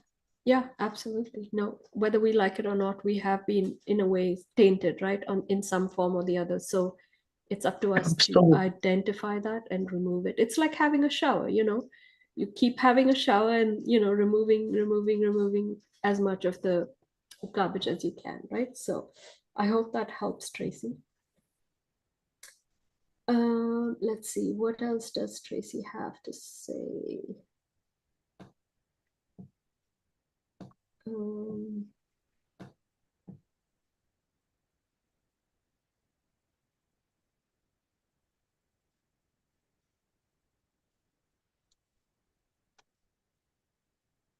okay, I think that was it from Tracy. She says, I believe I came into contact with a person like that. I think they're talking about the Draco. Yeah, and if you do, if I may add to that, I know, especially being in Sedona for so long, off and on, in different places, I tend to love my light worker friends and things like that. And yeah, on occasion, there's in just like in any other circumstance or piece of life, someone can turn on you and just really be real disappointing. Mm-hmm. And so if that happens, it's how do I say this better? It's just best not to engage. I remember, I remember, hmm, Well, I now we remember know, one. right? We know kind of the rules of engagement and what it is we're up against. So choose not to go down that path, right? It's Mhm, like choosing to go the other way, right? mhm. Yeah. So hello to 100 years from now. I love that name. Let's see if there are any questions or Are you a time comments. traveler 100 years from now? I think you are. Anything is possible, right? Mm-mm. Uh, what about the Anunnaki says 100 years from now? That's Some your serious, that's your realm, Melissa. uh that's some serious somethings right there. All of us have some Anunnaki in us, and the Anunnaki crosses over to different. So do other galactic races and tribes. Crosses over to our understanding and our words of perhaps like some of the seraphim or some of the Nephilim, or so that we have a little bit of a scribbled truth about the Anunnaki. Um, but as we know, those were, I mean, kind of the top dogs in some ways for um, like overseers of the earth. And so, yeah, there was a lot of distortion and some cranky Anunnaki that have done some things to yeah, that would be like a I don't know, a 7 series show to talk Yeah. about it, but probably whatever you maybe feel or is possibly, yeah. But some of the divine beings, our loved ones, ascended masters, they also have Anunnaki in them, and so do we a little bit, as we were seeded with these, remember, these higher pieces of ourselves have, and they, pieces of them got distorted. And so yeah, so there's good and bad on that one, on the Yeah. Anunnaki. And they were also released from their seats Mm. and their parts of the power grid if they were not willing to be respectful and honorable of the laws of the universe and unity. Does that make sense? Absolutely. But you've also got to remember, folks, there was a lot of genetic manipulation as well. When the Anunnaki came in, when the Draco came in, when the Greys came in, they were all in a way fighting for power because Earth was a gem, if you will, within that highway of, it was also a very important trading route interdimensionally. So there was a lot of skin in the game, let's say, from all of these other entities that had very powerful um, what control, let's say, so there was a lot of a big power struggle between all of these entities. And so there was the Anunnaki and the Draco and the Greys that all wanted to genetically modify the human and experiment with us. And that's where all of this sexual depravity set in. We are still struggling with all of that because of those influences. So to Yeah, me, they did. that's They, the Anunnaki influence and the Draco influence. yes, I call it, it's very rude of me, but they spliced and diced us pretty Yeah. big, and then they did continue to cut away our connection with source, our remembrance, and what I always call our magic. Mm. I've never been into magic spells, but the magic is that Christ energy. Yeah, And absolutely. this is the time where, like, and I think there are quite a few others that were kind of just yucky Mm. Yeah. off. Yeah, not in Um, alignment, right? Not in alignment with that true create energy. And so they all sort of went off on a tangent and, decided to explore that negative side of themselves. And that's what manifested within our reality. So I hope that helps you. All right, let's shift gears. We've got Melissa in the chat as well. Melissa X1H2Q. She says, hello from New Zealand. Hello, Melissa. hey, Melissa. Let's see. She says, I I lost my dear friend. Sorry, go ahead, Melissa. I pardon me, I did not mean to interrupt that. I've always wanted to go to New Zealand a whole lot. I've never been, of course. Oops. Okay, I'll work on it. Melissa, I'll call you Yeah, and it sounds you can like a show me around beautiful if you place have to be, time. right? Yeah, yeah. Yeah, I must see it. I must touch it. Okay, back to our question. Pardon. She says, I lost my dear friend Travis suddenly on July 19th last year. Does he have a message for me, please? Melissa from New Zealand. He's funny. Yeah, he does. Did you grow up together?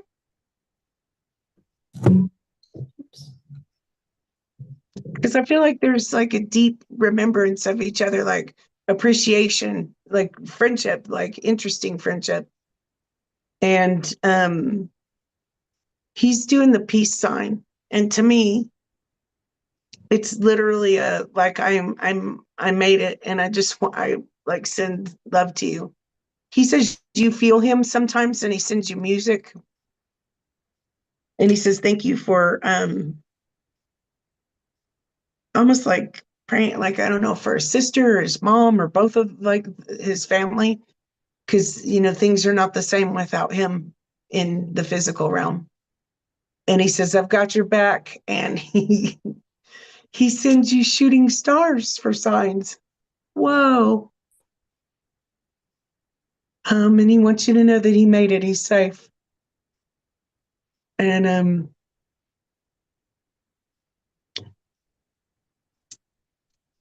Do you have a child?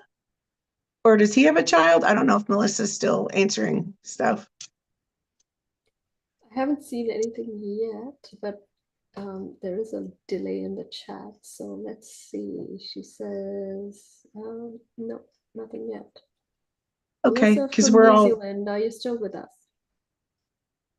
we're all from all over. I hope she gets this because he's really cool and he's funny and he's right on track and he says thank you for all of it. And he says he's well and he's safe and he's almost like mwah. He's just shooting stars. Um some stripes or not stripes in the sky, but stars. Pardon me, I was sometimes the way I say stuff is not great. Not chemtrails. Um no chemtrails, please. Um and he is with her and he's going to show her he's just quick and kind of funny and a little bit weird in his own way, in a good way, I mean. And he says I've got you. He says she goes, I don't know, to the water and talks to him or herself and him, and he says we get it, we got it. And he loves her very much, and the others as well, and he's okay. He wants everyone to know that he's really proud of their strength. And he's sorry how everything happened. I Um, don't know if this is the same Melissa, but there is a Melissa protected JK Angel. Uh, for some reason, I am here, she says. I don't know if it's the same Melissa from before, the Melissa from New Zealand. It looks like a different Melissa, but we are addressing the Melissa X1H2Q from New Zealand. So I don't know, we might have lost that Melissa, but there is another Melissa in the chat. hey, Melissa, it's a day for the Melissas. It is a day for the Melissas. Thank you for that message, Melissa And thank you Brace. to that Melissa in New Zealand. So I hope she receives that message. I hope she feels him Yeah, and knows everything's going to be all right. yeah, thank you. Thank you to all the Melissas, including Melissa Brace. All right, we have somebody called MVERBY. And she says, hi, Melissa, is there a message you feel for me? You always get it without me even knowing what to ask. I don't know if you're familiar with this person, Melissa, but that's the I question. do. Ask her if she still lives in California. Okay, um, do you still live in California? Let's see what other questions or comments she might have. No, nothing else. So we'll just wait and see while we just get a few more comments that we got. But is there any other? Oh, actually there yeah, is. there is. I There is a feel question. Sorry. freedom. I feel freedom and I know her, and in particular, I feel like some of the things that you've had to carry and experience without saying anything, with having to teach everybody around you and things. I feel beautiful freedom, and you're not like anybody else. You're not like some of the others in your family line. You're not like the others down the street. You're you. And I feel like huge freedom, and you are so loved and you're so beautiful inside and out. And I'm seeing some really cool successes for you and your um, son. I was going to call him your youngin. So some Yeah, she actually Oklahoma. says, is there a message for me, for my son, for me and my son Brody? Yeah, because I feel like, and you can't mess this up. You're not behind. I know maybe a lot of the time, many of us have felt like, am I doing enough? What am I waiting for? How do I do this? And we keep, this is so, yeah. And it feels like there's a huge amount of freedom. And I feel like you're going to maybe navigate to making some dreams come true. And even if part of your family doesn't overly chat about their main dreams, it's going to unfold because that's what they hold in their heart, their true intentions. And happen to know you walk with honesty and integrity, and you've cleared out, worked on so much stuff, and walked your walk for so long I am seeing like beautiful successes in love, and it's almost like dancing and feeling like it's like magical, mystical fun. And I feel like colorful laughter and connection and um I feel like you're gonna have more money too. And your son, I feel like he has done so well and things are crystal clear, like he's worked so hard. Um I think he thinks in a funny way, so he's like got kind of cool perspective, and not everyone can understand him. And I love this because I feel like he's getting ready to hit the gold mine in direction in his choices and what he wants to do. And I think you guys both are going to go have an adventure and go see something new and meet new kinds of people. So I don't know if you're going to travel overseas a little bit, but I think your home, your family life is gonna adjust a little bit. And congratulations to him because I think there's um, a couple of things for him that it's been a while since I've talked to you, but I think there's like accomplishments and love and happiness, and he should really feel great about himself because he's a rock star in his own right. And I feel good successes, a little bit more money, and possibly some travel because you want to. And of I'm feeling like a really strong regaining of feeling at home or home. Um, and by the way, she's this person, and I hope I'm not telling too much, is from San Francisco. And I'm like, that's one of the most expensive places on earth. And she rocked it. She's so I don't know if she still lives there, but I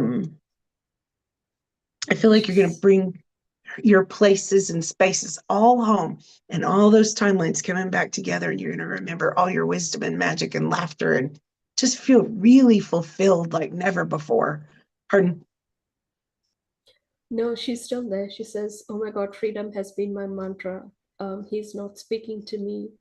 And she says, "I am getting a settlement. I love you so much gratitude from my heart." He's not speaking to you? Good, the settlement, yes, yes, and yes. I feel like the finances are going to be okay. And it's going to feel, you know how sometimes all of us are like, oh, it just feels so squished and oppressed and stagnant. I Mm, am not saying that about her, but I am saying, like, if you have felt that way, it's like the pieces coming back together and dreams coming true, and it's going to be all right. And I mm, feel like you get to be yourself again. yeah, Get to be you, your full you, fulfilled, fulfilling. It just feels wonderful. I'm so excited for you. yeah. She says, no, he's still not speaking to her. Um, you know, he's got that weird perspective or perception of the way he does stuff. Um, you're gonna not reverse, but you're gonna reverse some of the things that have happened in your family line and come back together. She says it's been horrible. He bought a house with a narcissist and is going through hell. Yeah, I think we He's all gonna, have to, navigate through these very difficult situations. So just do your best, stay strong within your own being, and, everything will fall into place, I think. So it's yeah, just a and it matter feels of, like what feels like a loss, mm, big loss, I feel like will be a greatest breakthrough, even though it is not fair feeling. mm, And then you get to come back together. Yeah, we're not reliving any histories. yeah. She says, I've been working on family trauma to remove blockages. Yes, I think that's a You've good been way doing to go. great. Yeah, yeah. That's the best way to clear up all of those energies. I'm here in Australia doing the same thing, working through family trauma and clearing up all of those historic and ancestral things. Yeah, yeah. It's very challenging, but at the same time, um, it's really rewarding, because I see, all those that have passed on as well from my family coming to help to recalibrate, if you will, that ancestral lineage, that ancestral past that has been distorted and inverted. And I get a lot of, beings that have passed on from my family surprised that I'm actually, straddling these two worlds, and that I understand their world and I understand mine, So it takes it takes one of us, within that family lineage to break that cycle. And so I feel that I'm doing that for my family lineage in breaking that cycle of everything that has happened in the past. So yeah, it takes strength, it takes perseverance, in order for us to be those brave souls to stand for, stand and say, no more of this, we are going to live a different way, we're going a different path. And so dealing with that past trauma is definitely hard, but find strength in knowing that you're on the right path and that you have the support of the light in doing this hard work, in walking that difficult path. So know that you are supported. Yeah, absolutely. I gotta say on that note, yes, yes, and yes. And I think her in particular, M, is I don't know, I'm trying not to say everyone's name, but I feel like she's one of the strongest and the kindest and the most beautiful souls. And she's doing it for everybody in spirit and her son. And even though some of these awakenings are barbaric and very painful for a minute, you're going to break on through to the other side through this. Mm-hmm. Good job. Absolutely. She says, thank you so much, to you beautiful ladies. Laurie also says, oh, what does Laurie say? She says, I can relate, prayers to you, and that's to MVERBY. Tracy says, thank you so much. This is so interesting and informative. Thank you. Laurie says, thank you so much, you two. I have questions for the conversation next week. Yes, please come back. Oh, We'd yes, love for please you to come come back. back. So folks, put a Thank like on you, this guys. video. I really appreciate all of your support. We're coming to an end. Let's see if there are any stragglers and any last questions. One more question, Melissa. One more question. Sounds good. Okay, I think it's from Melissa, the second Melissa that joined us. She says, I'm from Brazil, so it's a different Melissa. I don't understand English. I'm using a translator, so don't understand what you're saying. Oh, I wish you can replay this and get a complete translation of this conversation, Melissa, but I will try to address your question. She says, I have a spiritual guide just like Jungkook from BTS. Seriously. I don't understand who that is. Do you? No, but cool. Spirit Jungkook. guides. Awesome. Jungkook. Jungkook. Jungkook. What else does she say? Can you tell me if I'm Jungkook's soulmate? I am feeling partially a yes, like the oversoul connection. And so I don't know if like I have the correct words to use, but yes, there's a connection. You're in this soul tribe, soul family, soulmate, and the oversoul is connected. Um, even if it sounds weird, you do have yes, some kind of big connection. Raquel, are you feeling anything? Um, no, because I don't understand the context. That's probably why. I don't know the term Jungkook, so I'm a little I confused by don't that. either. Yeah.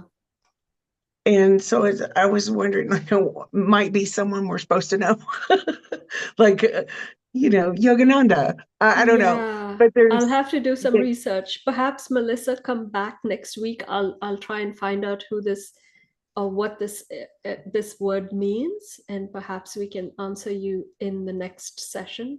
Or if you can type it in the actual chat below the description, it'll stay there for good because this chat unfortunately disappears after the show. So if you can type your question in the comments below the description of this show, then I can get to it and answer it. But come back next week and we will perhaps have an answer for you next week. So thank you for your question. And I hope you can get a translation of the entire show so that you can put it in your translator and understand everything that we have talked about here. So thank you for tuning in and for being here. I actually have a lovely comment from 100 years from now. Is Melissa wearing a Larimar? It is a pretty pendant. It's my Larimar. Oh, Today I was just because over the last weeks and um, I've even had weirdos in the yard and weird stuff going on. So I thought, let me go into that beautiful, almost like Venusian energy and that water energy. And so I wore my Larimar today to feel the vibe. So thank you. Yes, it is. These are awesome. my only two pieces I've ever had. It's beautiful. I love it. Oh, hi, Missy Hill. How are you? I love it that you tuned in. I don't know if you Hey, know Missy. Missy Hill, Melissa, but Missy's in the Yeah, I chat. watched her on a lot of stuff. Yes, Missy. Yeah, Hey, awesome. Thank you um, everybody for joining in and for your beautiful questions. We've had quite the conversation today, so I love it. I love it. I love it. thank you all so Missy much. says, I was tuning into Larimar yesterday. Yes, it's a beautiful energy, isn't it? It's He was that helping me a water lot. energy, that purifying energy, isn't it? Yeah, it's so lovely. Hmm. Any closing comments, Melissa? And if you want to tell people how to reach you, anything you're working on. And I just want to say that all of Melissa and my contacts will be in the description, but you can go ahead and share your services and whatever else you wish to. Yeah. Of course, anytime you can let me know on the webpage and email or text or anything. And I just want to say thank you to all the Melissas and the Missies because that was fun for me. Because I Yeah, it hardly was ever a get to talk great to show. I them. know. I always end up, with these shows and being on such a high at the end of the show. So it's beautiful. Thank you everybody for tuning in and for being here with us and sharing in this conversation. It truly is a very high vibrational frequency that we have created. So I hope it ripples out into the world as, our contribution today for tuning into that 0 point energy field. Do you feel like taking us out in prayer, Melissa, like we did the last time? I thought that was so beautiful. I would love to. Yes, I'm honored to. I'm just going to say thank you, God, Source Creator, for hearing our hearts and knowing our hearts and uplifting our hearts and breaking us through all those sticky, hard things that we've gone through and whatever they may be, if there are generational lines or any level, any layer of that lower energy. And thank you for just holding our hand and helping us know how to do it, because sometimes we forget. We never had to do this before. Um, and thank you so much for really uniting us together and bringing us into sacred union and into the next steps of our lives. And so much happiness and love and healthiness and wholeness and richness and success. And thank you for just immersing us in that Christed energy and that divine wisdom and knowledge and keeping us on track. Awesome. Thank you. Thank you. Thank you. That was beautiful. So, closing comments. Jungkook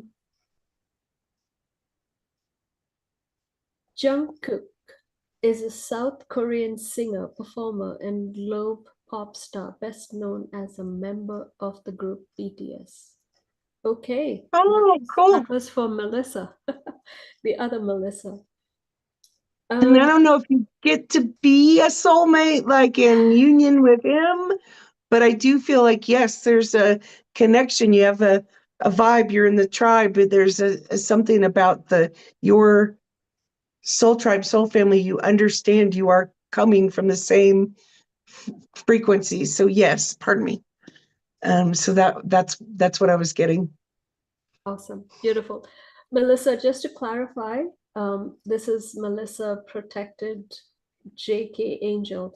After the show, you will find something called transcribe. So you'll have to copy all of the text from this show and put it into your translator so that you can then understand what has transpired. I think that's the way to do it. So I hope you can figure that out. I will put some comments after the show and give you some direction as well. Hopefully, you're able to do that. So I hope that helps. Thank you, everybody, once again for tuning in. I hope you have a wonderful day, night, evening, present moment, wherever you are. Thank you, thank you, thank you so much for tuning in. Thank you, lovely Melissa, for being here and for walking this path with me. I thank you so much, and I'm so grateful to you. Thank you, thank you, thank you. Thank you, Raquel. Always. Thank you. All right, Thanks, everybody. everybody. We will see you next week. Don't forget to tune in. Bye bye.